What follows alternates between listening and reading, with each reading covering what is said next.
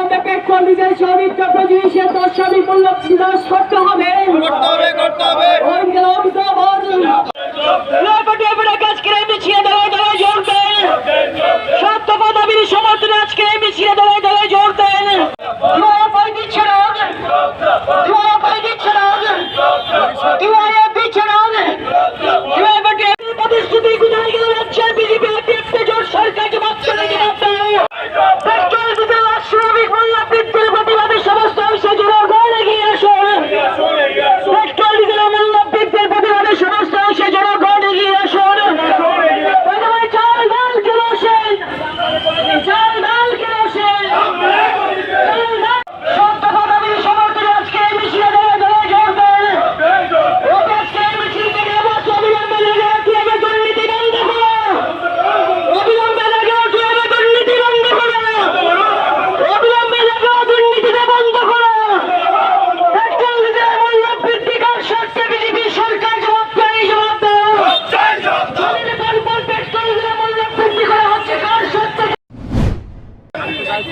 গ্রাম এবং শহরে বেকার ছেলেমেয়েদের কর্মসংস্থানের দাবি সহ আমাদের রাজ্যের জনগণের জরুরি 6 দফা দাবির ভিত্তিতে ডিওয়াইএফআই এবং টিওয়াইএফের আহ্বানে আমরা 6 দফা দাবির ভিত্তিতে আন্দোলনের কর্মসূচি গ্রহণ করেছি। পুরো জুন মাস ব্যাপী সমগ্র রাজ্য জুড়ে এই আন্দোলনের কর্মসূচি চলবে। আজকে ডিওয়াইএফআই এবং টিওয়াইএফ সদর বিভাগীয় কমিটির উদ্যোগে এখানে মিছিলের মাধ্যমে এই আন্দোলনের কর্মসূচির সূচনা হচ্ছে। আমরা যে দাবিগুলো এই আন্দোলন কর্মসূচির মধ্য দিয়ে উত্থাপন করতে চাইছি তার প্রত্যেকটা দাবির সাথে রাজ্যের যুব সমাজ সহ সমস্ত অংশের মানুষের স্বার্থ জড়িত। আমরা নতুন কোনো দাবি রাজ্য সরকারের কাছে উত্থাপন করছি না।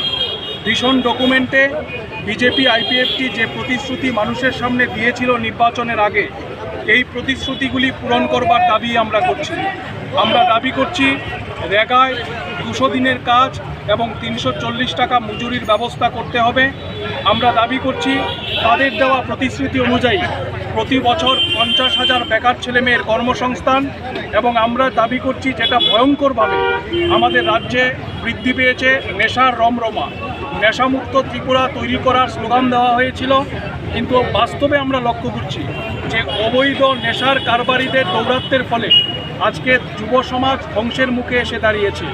আমাদের যুব সমাজকে ধ্বংসের হাত থেকে রক্ষা করবার জন্যে আমরা অবৈধ নেশা কারবারিদের বিরুদ্ধে অবিলম্বে রাজ্য সরকার যেন আরও কঠোর পদক্ষেপ গ্রহণ করে এই দাবি আমরা করছি।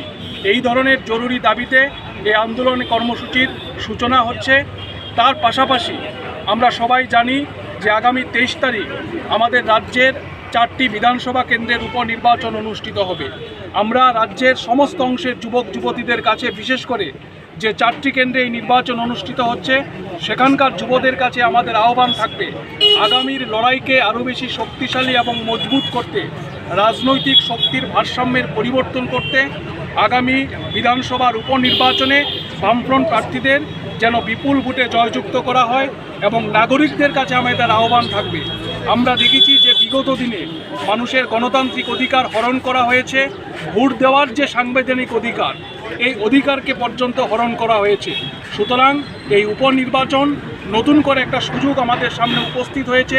সমস্ত এই যে শাসক দলের অপকৌশল, তার জবাব দেওয়ার জন্য আমরা নির্বাচক মণ্ডলীর কাছে এই আহ্বান রাখছি